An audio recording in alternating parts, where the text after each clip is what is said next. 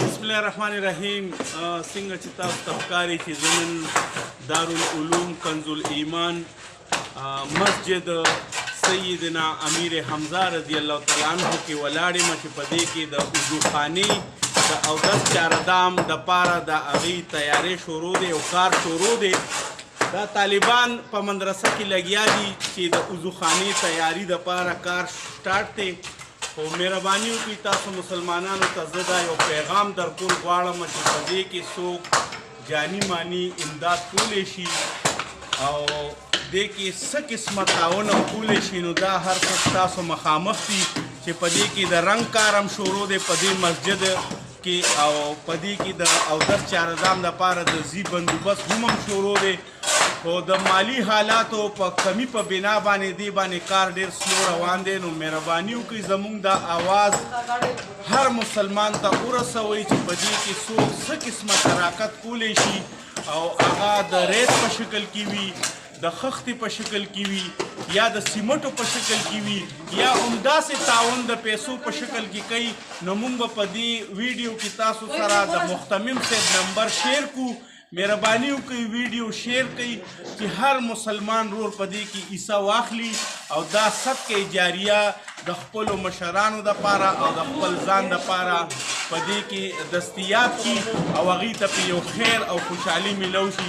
نو زموږ د سیټ نه دا خدمت دی چې تاسو ته موږ دا ویډیو په ذریعه دا کار ځای ښایو. نو تاسو پکې زما مسلمانانو ورونو خپله حصه واچوئ. الله هم قدرمند ساته. زه به تاسو ته اوس د مسجد هغه د کار په حوالې سره هغه د چونې چې کوم کار جاري دی د رنګ، نو هغه ځای هم درته زه یو کلیپ ښیم. نو مهرباني وکړئ دا ویډیو زیاته شیر کړئ چې هر مسلمان په دې کې حصه واخلي.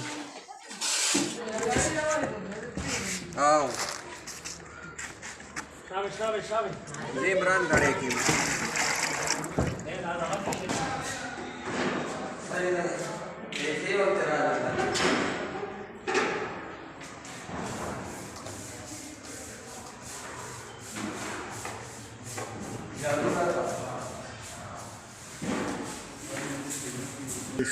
دا مسلمانانو ورونو د مسجد هغه دننه حال دی چې تاسو ته ښکاري مزدوران پکې لګیا دي.